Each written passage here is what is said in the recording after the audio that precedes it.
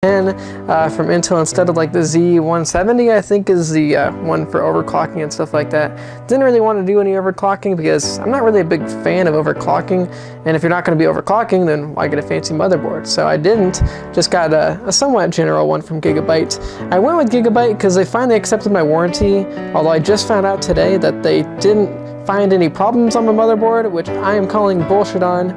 If you guys have been watching my channel for like the past few weeks, you know that one of my motherboards broke, and well, at least I think it's a motherboard. I'm kind of calling bullshit on GIGABYTE. But anyways, regardless, we're unboxing a GIGABYTE motherboard today. Hopefully it doesn't break in 3 years like the other one. Fuck that, man. But anyways, sorry about the cursing though. I know a lot of people really hate whenever I curse. I get comments about it all the time. Anyways, so let's talk about this motherboard and unboxing and stuff. Has you know, gigabit LAN, which is cool, USB 3.0 ports, and stuff like that. Doesn't really have a lot of USB 3.0 ports or USB ports in general, but it's okay, I guess, for an ITX board, for a mini ITX board. Humidity protection and high quality onboard audio. I've never had any problems with onboard audio on GIGABYTE boards, so that's cool. And it does support 4K. It has an HDMI port, as you can see there. Only 4K at 30 Hertz though, because it's HDMI 1.4, I believe. So just keep that in mind. By the way, I took off my jacket because it's static season outside, so I'm gonna try not to wreck this board before I even touch it. Let's see, we got two SATA cables here, black, which is cool. One has a 90 degree you know, connector there, I guess, and the other one is just straight. Then we got the I/O shield right here, which is not, I mean, I guess it has like some indications and stuff, but it really doesn't look that cool, I guess, but whatever. Well, if you guys are wondering which processor I'm gonna get, I think I might go with the 6600 or the 6700. I'm really not totally sure at this point. The 6700 is cool and everything, but I feel like if I'm gonna go that high, I should have just overclocked. And like I said, I don't really plan on overclocking, so I might just go with the i5 on this one. I don't really know. Anyway, so yeah, here we got the board and everything. It's a black PCB, at least for the most part, and it kind of almost looks kind of brown in some light, but it's pretty much black, at least. I don't know, maybe we'll start with the backwards I/O, I guess. So we got some like PS2 ports here and stuff like that, which is pretty cool, I guess. Then you got the HDMI port right there, which is, you know, fancy, I guess. Nice. HDMI 1.4, once again. Yeah, and then USB 3.0. I almost called that HDMI again, but USB 3.0, only 2 ports.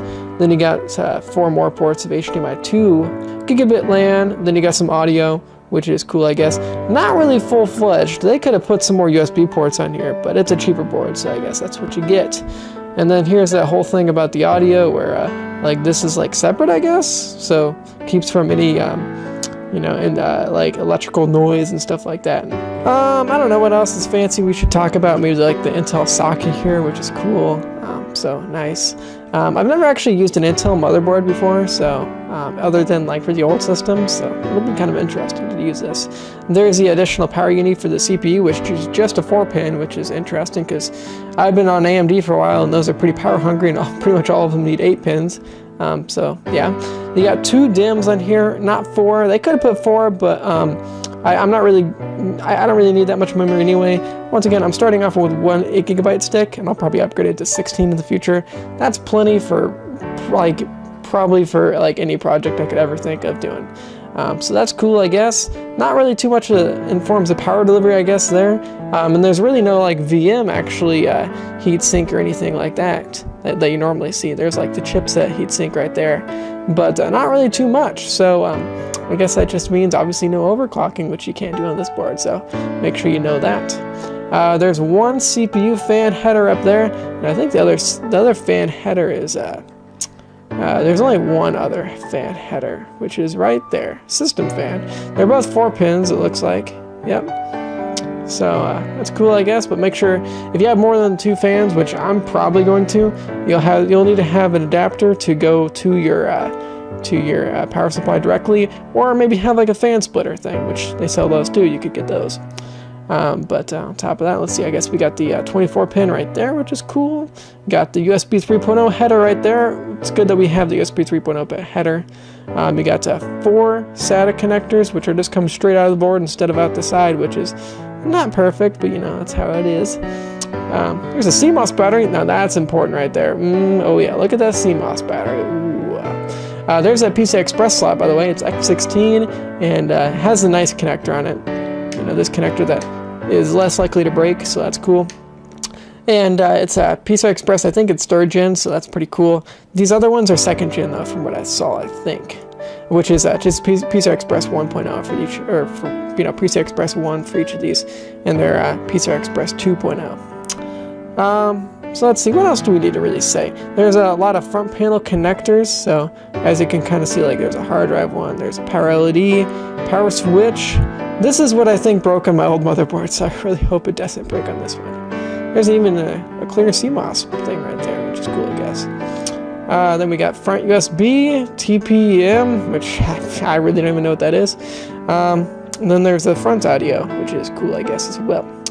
So there's all pretty much the stuff from the board. I don't really know if there's too much else to really talk about here. I guess there's like a back plate on the CPU. Not really too much else in the back of there, in case you're wondering. But looks like a pretty cool board. Nothing too crazy that's gonna blow our minds, and you know, nothing too wild. I think I only spent like 50 bucks in this, to be honest. So kind of just picked it up because it was like, damn, it's really cheap, so why the hell not? I actually paid more for Windows than this, so. But it seems like a pretty solid board to me. I wish I had maybe like some more fan connectors. That would definitely be nice. Maybe if these were like PCI Express Gen 3, I guess, maybe, I don't know. But this is the only one I really matter or care about, to be honest. But anyways, thank you guys for checking out this video. Hopefully you found it kind of helpful. If you did, then drop a like on it. If you didn't, then just leave the channel. Dang it, get out of here. But beyond that, you know, subscribe to the channel if you want to see more stuff like this in the future. There's that RAM again, by the way. It's going to go into that slot. Still need to buy the CPU, and then after that, pretty much have everything ready, and I'll probably make a video of, you know, putting the whole thing together. So thank you guys for checking out this video. Oh wait, there's actually probably some stuff underneath here. Not really too much, so it looks like, so crap, let's put that in the anti-static bag. Okay, actually, before we end this, review stuff for GIGABYTE. There's the user manual, and there's the driver disk. Holy crap, it's crazy. So thank you guys for checking out this video, and I'll see you crazy motherfuckers later. Peace out.